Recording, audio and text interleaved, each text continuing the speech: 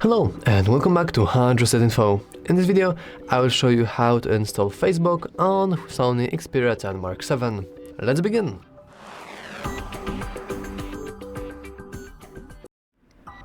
So, all you want to do is you want to simply head into your Play Store. Now, if you aren't logged into your Google account, you won't be able to use Play Store.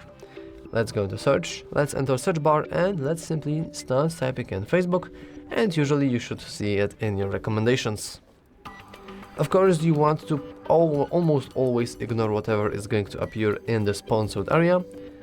So we can go into Facebook and you can see that actually we have it installed. This is because by default your Facebook is installing with your system when you're proceeding through the setup.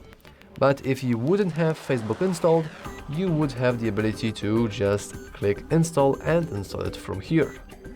But as you can see, we can update it or we can just open it and we'll have our Facebook.